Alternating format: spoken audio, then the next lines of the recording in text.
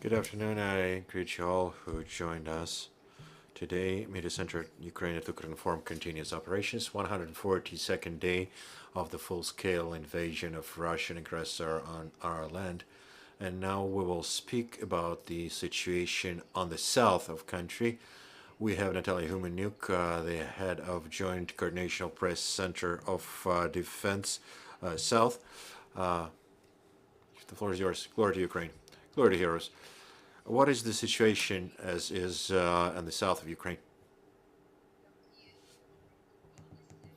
As was in prognosis, the assaults continue. Also, missile strikes, also on the rear Odessa. At 11 o'clock, the aviation of enemy attacked Odessa. The airplanes made missile strikes. One of the missiles was down by the anti-air defense. The other hit the bridge at Dystrovsky Liman, and two hit the military infrastructure objects. But nothing critical. The fire was put out already. We saw information today that the Novakhovka, the one more storage of ammo of occupants was destroyed. What is the situation with that? Not only in Novakhovka. In one more district of Kherson region, also the ammo depot was destroyed. That is a sustainable practice of our detachment now that are operating, attacking the rears of the enemies for the enemy not to have ammo to attack our positions. It was very good results of those strokes. It does not only interrupt the logistic chains of the enemy, but it also affects the morale of the occupants. What is the situation in Kherson region overall? Overall, Kherson region is being occupied. Of course, has problems, in particular with communications, not only with connection communication, but also with electric communication, with water, gas.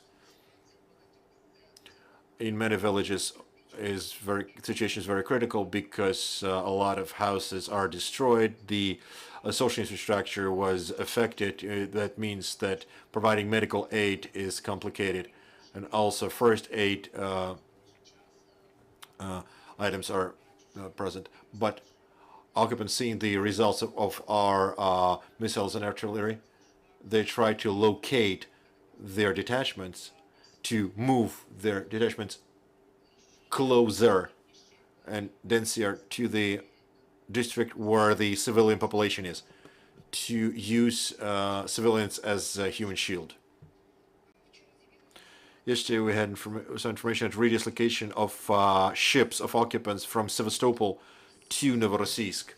Could you comment on that? Yes, we have that data. However, we cannot interpret this in different ways because it could be either moving the fleet further as possible to safe area where they cannot be hit by our means, or it could be witnessed that they're trying to reformat them to make another maneuver in the sea. So we're watching them closely, and we'll see how the situation evolves. What is the situation right now in the Black Sea, Equatoria?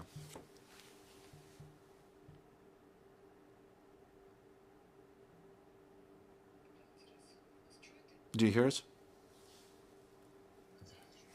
I do now.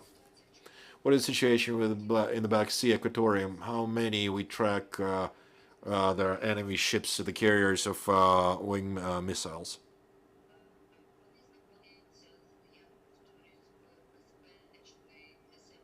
They are in a safe area for them that is covered by anti-air defense in the temporary occupied territories.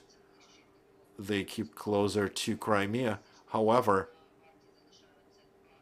they have two missile carriers on duty and four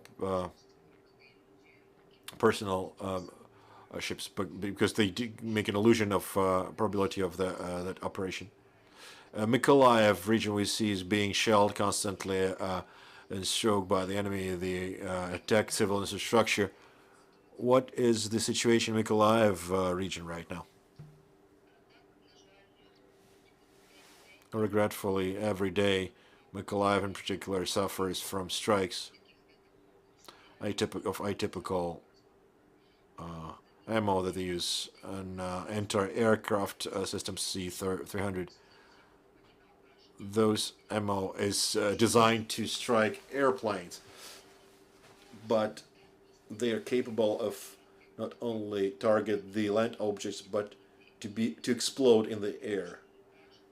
So they're especially dangerous. They're stopped with the metal parts that at high speed at explosion they cause maximum damage on the maximum diameter, maximum area.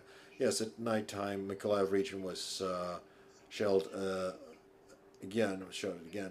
Also Mykolaiv, also suburbs.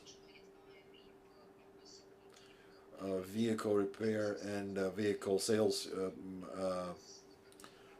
store was shot.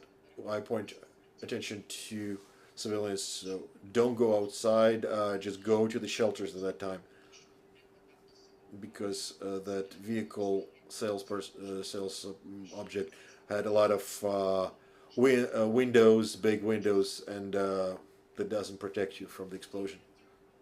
I thank you, Ms. Natalia, for joining us, and now I'll give the floor to our colleague journalist, please. Ukrinform, Victoria Shevchenko. I have a question right now. We have a lot of information that near Kherson, the Russian troopers are improving their positions.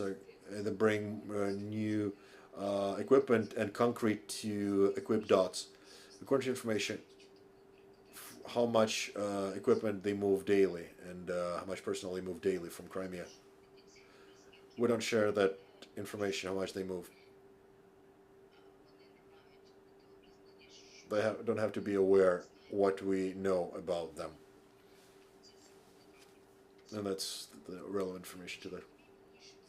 But are we aware this is happening, that they actually enforce their defensive positions? They're trying to hold ground, yes, to the line to which we pushed them. Considering the specifics of combat on the flatlands, they really need concrete constructs, because to equip something on the open ground and make cover, shelter is very, very difficult. So they try to protect themselves as they can, because they have extremely low morale, and they look for opportunities just to flee. But knowing the policy of communication inside the enemy troops, they're not allowed to do that. More questions? No more questions, so I thank you. Ms. Natalya Humenyuk with us, head of Joint Coordination Center, Press Center of Defense Forces South. I thank you. Glory to Ukraine.